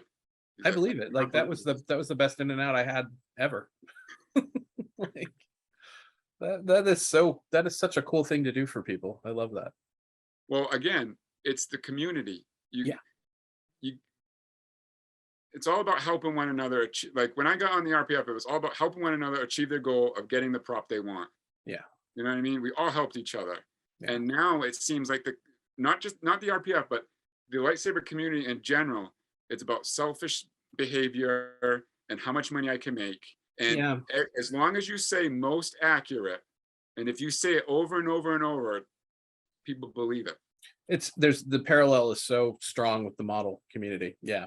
And what you see, if you haven't already, what you will see is a lot of the institutional knowledge will go away and privatize. Like Matt had said when he was here briefly, like I just stopped sharing because myself as well. Yeah. I mean, like, and that's such a shame because the community gets hurt. And yeah, I mean, I think it'll ebb and flow like it has with models. You'll see little fiefdoms coalesce. I mean, like, I am on the RPF, but I'm not posting, I'm not sharing a ton because we were burnt so many times. Yeah. And also because like a lot of the stuff, the journey that I'm on, nobody gives a shit about the Tabana gas mine compared to, like, part of the reason also that I build a lot of the weird stuff is because like there's only so many goddamn probe droid pods you can look at before you're like bored out of your skull. Like, and no offense, like that's the thing that everybody builds the first time they scratch build something because it's kind of easy and it's been very well documented now. So like there's a relative confidence that you can do a really great job with it. And it makes a fine model, but the people strut in with like, look what I just made, and I'm like, yeah, all right, like cool, but wow, that's like the 90th one I've seen, and I'm so jaded. I sound like such an asshole right now, and I'm debating on whether I'm even going to keep this in the video or not. No, but well, I think there is a little bit of a point to be made here. It's like, and it goes kind of back to the comment about the Macquarie work that you've been doing. There's a lot of really talented 3D people out there that are doing some really cool stuff, but they're just replicating what other people have already replicated, like over and over and over again. Right. And crazy. You have these great tools to be able to do something new and something different. Why do I need to see a shuttle Tidarium for the 30th time? Or, and that's not a slight to the people that put that effort, but you have these two different camps creating the same exact model at the same time to then offer files or prints to a group. Yeah. I think it would be more interesting to create some of the things that are a little bit more obscure, more niche. Yeah, and I've been taking like a lot of my personal resources and having really talented sculptors make little elements for me to then put into things. And I say that only because they're sitting right here. I've got you know, the Red 4 pilot, which you're never gonna see well. He's screaming because he's about to blow up. But like I had this sculpted, and like now I've got this perfect little Red 4 guy. And then it snowballed into like I had Lorne Peterson circa 1976 sculpted, and I had a little Lorne made, and so I printed it out a little bigger than this and had it painted by a friend who's a better face painter than I am, and grafted it onto a Gentle Giant's X-Wing pilot, like standing at attention. I pulled Luke's head off and put Lorne on it and just sent it to him. He was like, just out of the blue, you know, I'm like, are you home or are you on a trip? He's like, no, I'm home. And I'm like, all right, I'm gonna mail you something. Just, you know, I spent like hundreds of dollars on this fucking thing, and I'm not making kits. Like, I'm not like, you can't buy a Lorne. I just wanted him to have one, and I wanted like myself to put one into like one of the other X-Wings. If I ever make like Red 7 and I need a random pilot, let's make the model makers. And then he, you know, was greatly amused, and I was like, cool, job well done. So like I'm doing weird stuff now. Like it's odd, but you know, it's fun. So It's different. yeah. Dare to be different. Yeah. And like I feel weird about, I'm revisiting the Macquarie or the Falcon, the Macquarie Falcon that's in the paintings. He's got like 3 views of it. And I made it in 2017. And that was sort of like the culmination of realizing I can make anything. Like I still didn't know 3D very well. I had to have friends help me. And in 2017, there were no really good resin printers. So I had a friend who had access to an Objet, which was like a $40,000 printer. And it costs hundreds of dollars just to get like 3 or 4 key parts made, and everything else was hand done. And on a structure that was 3D printed, but on the FDM printer, you know, like the kind you get at Costco or whatever. And I couldn't even figure out how to quite make what I wanted to make. So I had another friend, John Sabian, sort of do a little bit of the substructure. And again, a group effort, but it made me realize and my hands starting to go to shit at that point. I'd already had a couple hand surgeries, not as many as now, but like I was like, I need to invest the time into learning this new technology because I can't do the real hard hand stuff. And if I can get the robot to do it for me in the background, and I knew that at some point it's happening faster than I thought, to be honest, but I knew that at some point I would have that technology available in my home, and that I could make anything. And so now I'm revisiting that model with the skills that I've grown over the past 5 years. And it's kind of insane how much I've been able to do once the 3D shit started clicking, and once the technology let me have it in my home where I can print like those, you know, what cost me $300 in 2017 now cost me like 12 or 15, you know, like, oh, maybe a little more because the form resin isn't cheap, but it's not, it breaks the bank for what would be a hobby, but I can bankroll it selling a model here and there, you know, like, so it all pays for itself sort of. But like, it's very gratifying to grow your skill set. I don't know if you've noticed that with your lightsabers. Like, do you look back on an old lightsaber you've built and you're like, I'm so much better now, and that's so great? Well, the patina, the acid stuff. Yeah. You know, back then I was using, the very beginning I was using what was it? Oven clean. Oven clean to tarnish it, and a bunch of other guys were using the dishwasher. So it was Aaron from Solo's Hold.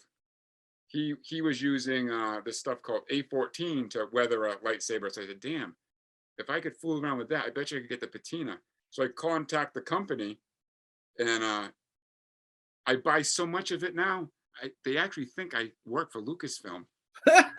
They send me stuff all the time, man. T-shirts and pens, and they just sent me a new acid to try because they're like, oh, the lightsaber guy, he ordered another batch. Send him this to try. Wow. Like, see if this works on the lightsabers. But that A14 stuff has come a long way. All the painting and weathering of the chips, I use all sorts of wood tools to age it, because you just don't throw the stencil on and peel it off, Right. because it looks like a stencil. So you take a rubber glove, I mean a leather glove, and you caress the paint chips and weather the paint chips. And it's, the thing is, Jason, is I've come a long way because of the people who I surround myself with. There you go. The people on the RPF, again, sharing your knowledge, your techniques. I wouldn't be here today if it wasn't for my friends that have helped me, and you guys, the veterans, who have paved the way for us. Again, the community today is spoiled. They go to rpf.com, the rpf.com, they search for something, and boom, there it is from 2008. They have their answer, and then they run to Facebook, they post it, and they look like a hero. Oh, They yeah. don't say where it came from or who invested their time. Yeah. I have hours, countless hours, thousands of dollars in trying to get the V2 the way it is today. Yeah. And they can't even throw it mention my name or anything. But that's not what it's about. It's not about that. I don't want the attention. It's just the whole thing about helping one another. Yeah. They go out there, they get the info, they run to Facebook to look like a hero. That's what's that upsets me a lot. And it's not just my work, everybody's. Yeah. Everybody's. Yeah, it that has happened to me more times than I can count. And yeah, like you can be upset or you can roll with it, and you can be both, I guess. But like, yeah, The like one that upsets me the most is the floating remote. Trooper Trent and I are pretty close. We're like digital brothers, I said. And Trent made the floating remote, like, got to be 15 years ago now, as a joke. And then he found that his son had a globe, this floating globe, and he made me one as a joke because he had one. And then that's just how it evolved. But now it's like everybody's doing the globe, the floating train remote, and they don't even mention where it came from or where it originated, or Yeah, I have one of those, and it's a great kit, and I'm excited to build it. When I was initially on StarWars.com, it was just an article on the website, and they like most crazy fan, I can't remember exactly what it's called, but like just someone who's intense about making something. And it was on the Skyhopper, and I was interviewed, it's all through email or whatever, and it's fine.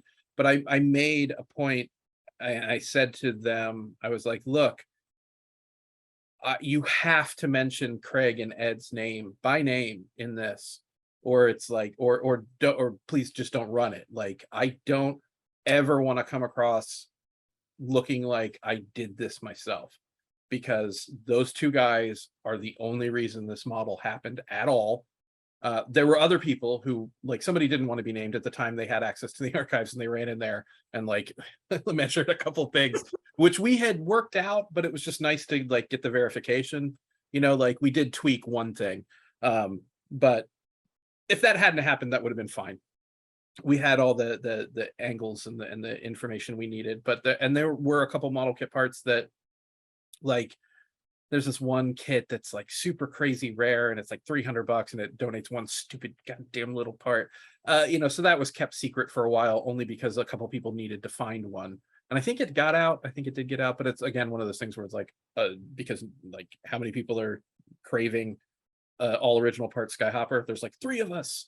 So that one wasn't as like insane as like getting information out on something that's much broader that would really hurt the value, make the thing go crazy and piss a bunch of people off. I'm sure somebody was mad, but all that being said, if I can't broadcast the team effort, like I don't want it to happen, like, because like that's just because that's what usually happens, right? I mean, like everybody like comes in like a big shot, and they're like, I made this all by myself, and I'm like, bullshit.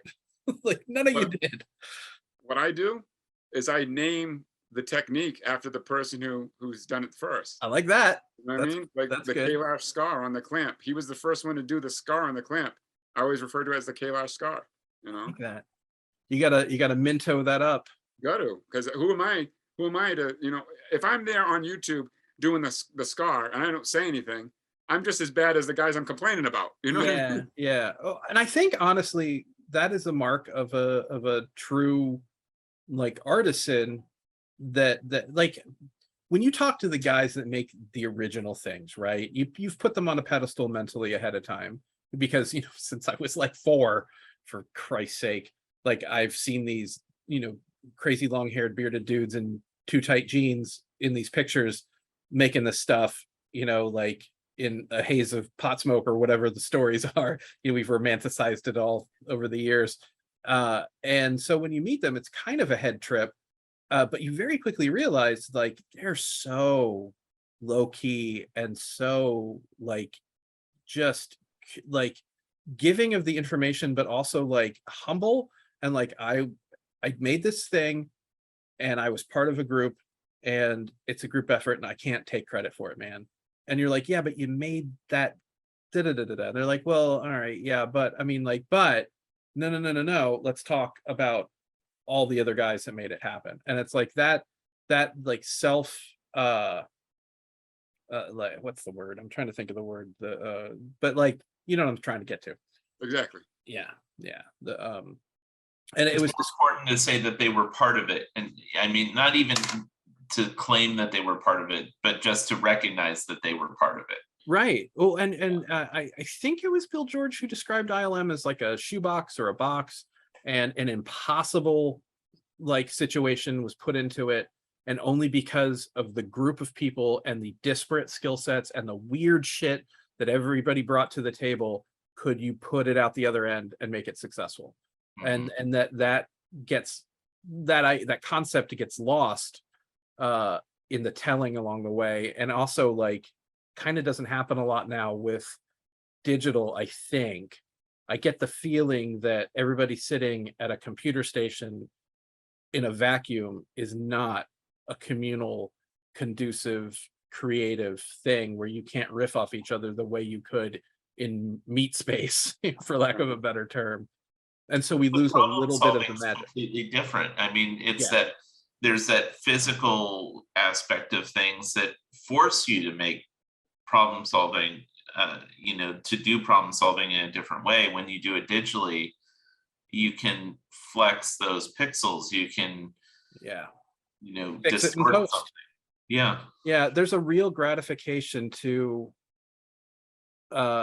sort of going with the flow in physical form.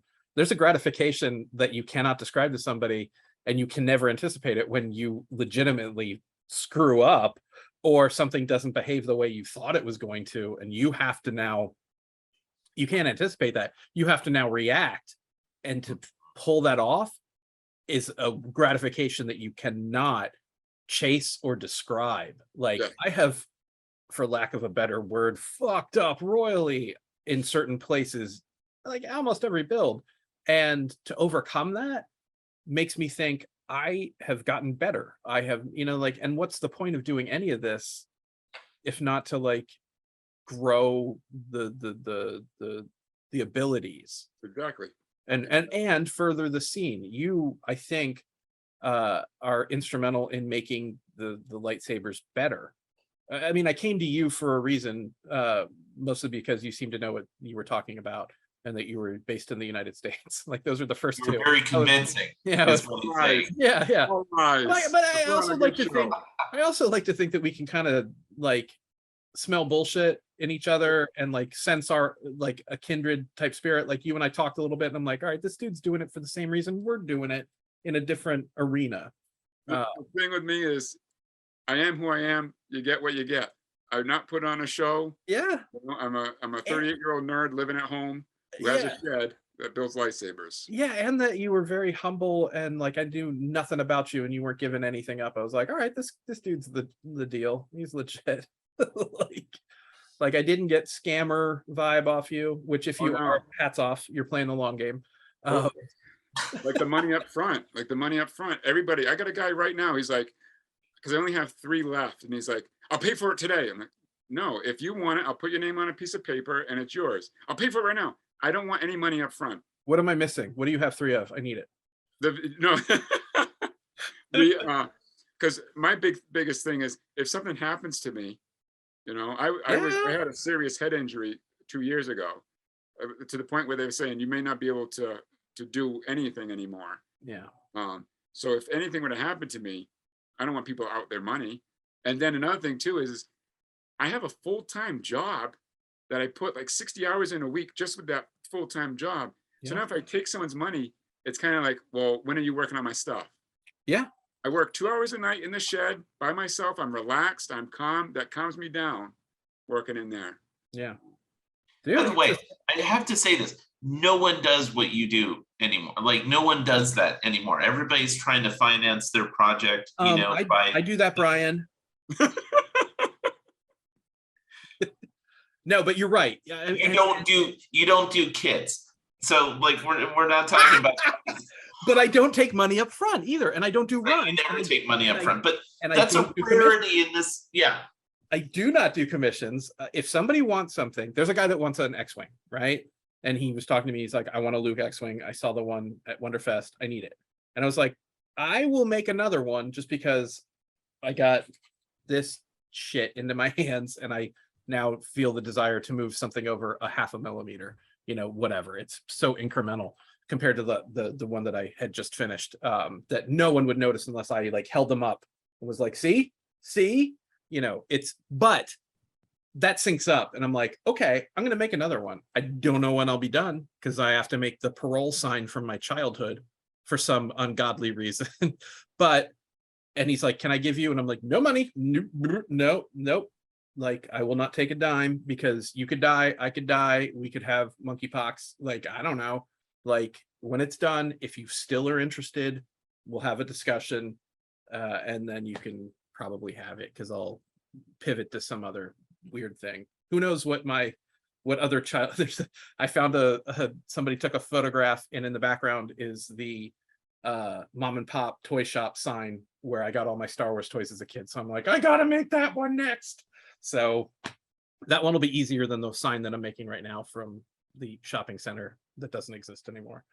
But you know, here we are. And I go full RPF on that fucking thing too.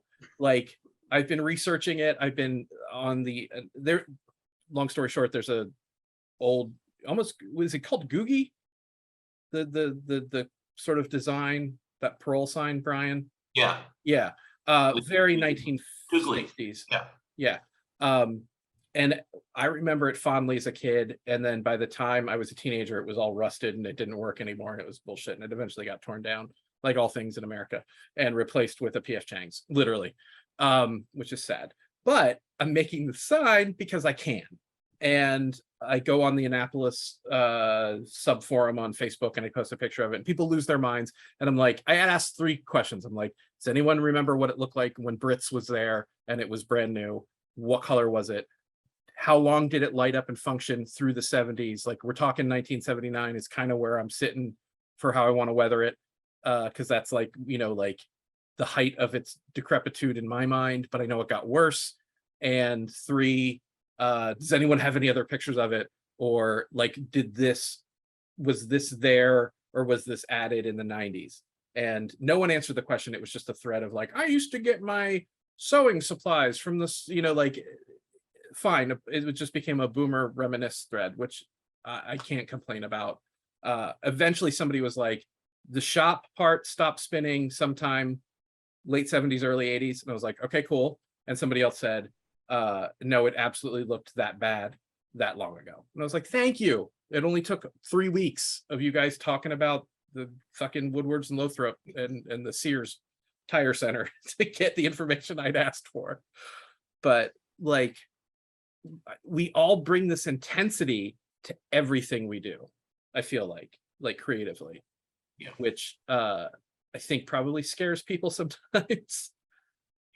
It scares myself. Yeah. Because everyone that leaves the shed, I go through this wicked checklist. I can't miss anything. Throughout the whole process, when I do a V2, I got so much anxiety towards the end because like I can't miss anything. It's got to be perfect. One guy I redid 4 times out of my own pocket because I wasn't happy with some of the chips. 4 times. I hope 4 I sets of hope you scissors. hope you don't lose sleep over mine, man. Like I'm so low key about like the crazy anal retentive, like I am enlisting your help on this because I want a really nice V2, and it doesn't have to look like it walked off the set in my mind. A lot of this, like I'm more of the what Tom Spina referred to as like the spirit of the weathering, and I know you're more towards the, if it had a thumbprint on the side of the helmet, it has to have the thumbprint on the Yeah. side.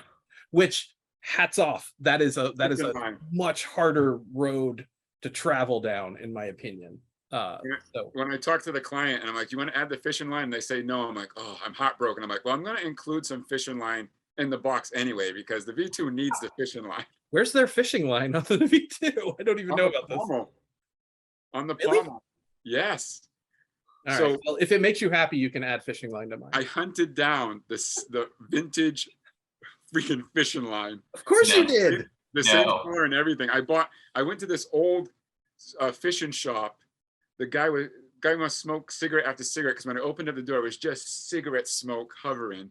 The dog comes in to attack me, and I'm like, I'm looking for old fishing line, and everything in there had an inch of dust on it. He's like, I got fishing line everywhere. I'm like, yeah, but it needs to be this grade, and it's got to be this gauge, and it's got to be this color. And he's like, salt water or fresh? I'm like, I don't care. It needs to be this gauge and this color. And he gave me every one he had. So, and it was in there. the fishing line, they tied it onto the pommel and they pull it off of the throne for Luke, when Luke pulls it. And with Wow. 4K, when 4K came out, you can see the damn fishing line. Holy shit. I was like a little girl. My friend Chris, T-Cruise on the RPF, Yeah. he's like, dude, check this out. So he sent me the picture. I'm like, wow, that's really clear. And when I start going up the chips, I'm like, oh my God, you can see the fishing line. Oh, that's so good. But there's also a deleted scene now where Luke pulls the V2 out of Vader's hand, because if you watch, Luke's on the catwalk, he's fighting Vader, he jumps in that little computer thing, backflips onto the catwalk, and he's talking to his father, right? He's got the V2 in his hand.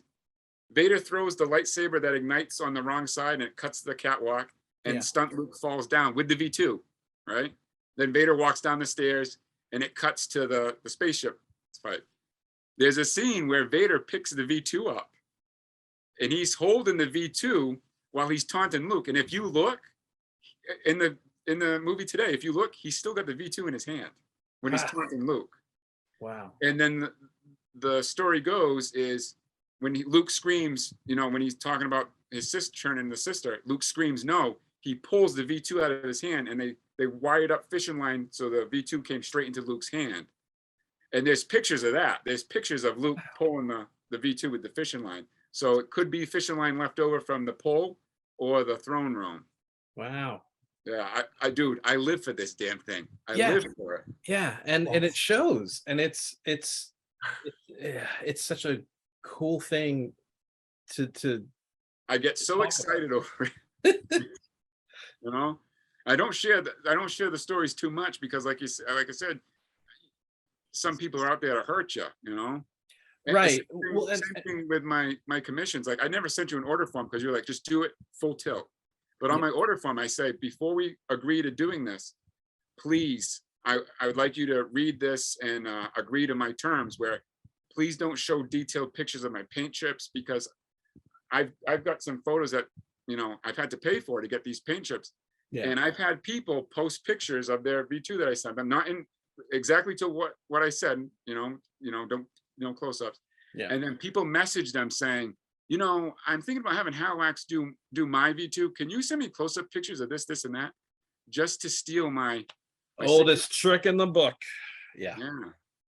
So that's upsetting, It's upsetting. Yeah. And whatever terms you said, I'll agree to it. It makes it. No, I just say if somebody asks you for close-ups, don't do close-ups. Yeah.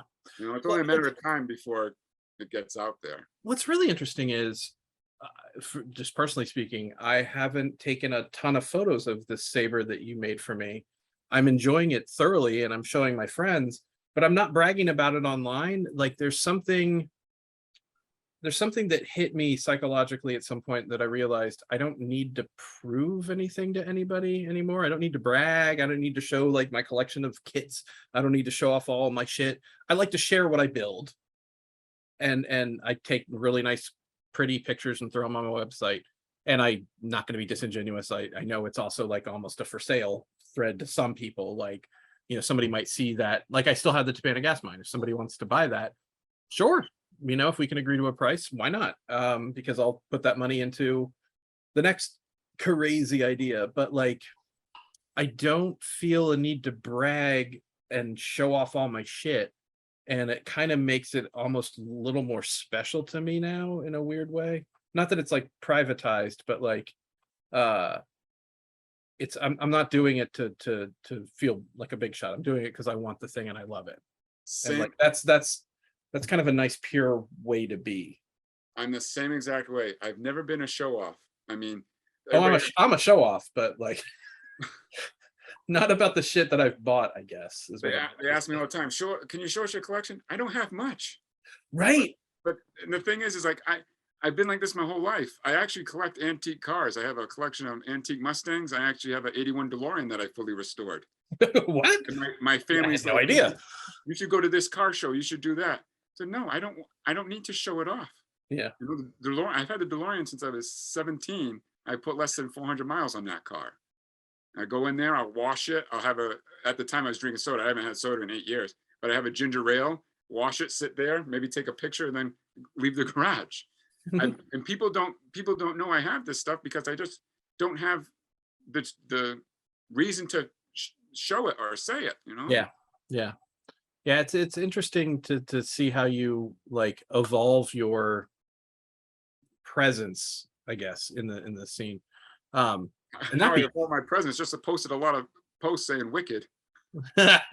Before we sign off, I just want to seriously thank you guys for letting me be a part of this. This is completely honoring to me because the RPF is such a big part of my life. And I also want to thank you guys personally and all the RPF veterans who have paved the way for us, because I would not be where I am today if it wasn't for the RPF and those veterans who contributed everything they have. So I thank you all very much. Wow. I feel like we knocked it out of the park picking you with this, because like this is the reason that we're doing these talks with people, is because we want to, you know, connect with kindred spirits and you know, like I know you said like it's an honor, and I look at it, I'm like, well, it's just us chatting, like it's totally low key, don't worry about it. But when you talk like that, I just want to go hide. I know, that's what I'm trying to get to. I'm just like honored. Like, does he understand I'm just kind of a schmuck?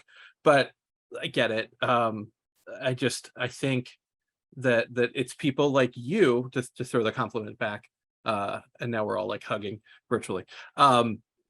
It's people like you that you know, make it the special place that it has been, will be, and even in the sea of discontent that will hit from time to time, you know, the cream always rises to the top, or whatever that saying is. I don't know, I'm bad with colloquialism sometimes.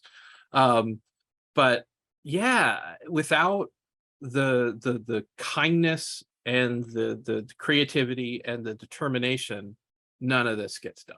Yeah. And the camaraderie and the collaboration, especially. And for me, like I started in props, which I was saying to Brian, this sounds disingenuous because you've just described how obsessed and how the great lengths you go to make stuff. But like I put this dark energy creations thing together. I love this thing. And yeah, and in fact, I was like, I go to get both flavors, which is such a slippery slope. And thanks, Brian, this RPF talk shit has made me like buy props again. But they have two different tones, which I love. That's wicked, man. And I built these, and I followed along like with all the recommendations, like get the wrinkle paint and stuff. And it came together in like 3 days, like, and that was while I was making other stuff. And I think I messaged you, Brian, and I was just like, holy shit, making props is so fucking easy. Like, oh my God, it's so simple. It's like 4 things and I'm done. Like, because like the model stuff is so deep. of a pool, and it's tens of thousands of dollars, and it's decades of your life, like, to make the one thing.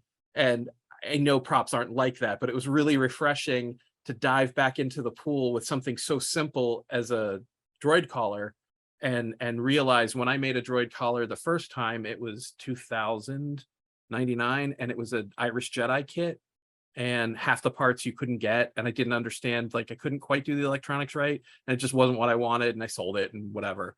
But like, it's really, well, I say all that to say it's really amazing to me that in the year 2022 I could come in essentially again as a newbie, because I haven't been keeping up with the lightsabers. All of the research has eclipsed completely what I remembered. All the players are new and different to me, and to meet up with someone like you who's so intense, friendly, generous, and willing to like help, and like, yeah, I'll build it for you, whatever, like, cool, like, we both love this thing. That's so amazing, because it tells me that throughout the ebbs and flows and the personnel changes and the interest changes, the core is there. Like, it's always gonna be a place where people come together and share their serious obsession, is the best word, like, to use a lot of the time with this. But like, it gets done, and yeah, you get recast, yeah, you get taken advantage of, yeah, somebody's going to take your money and not send your thing from time to time, probably. But through all of that, like, to know that there are genuine people like you out there that exist, like, that makes it like palatable. That makes me come back for more. That seriously means a lot to me, man. Yeah. It seriously means a lot to me. Yeah. I just use this as an excuse to connect and reconnect with people whose work and talents I admire.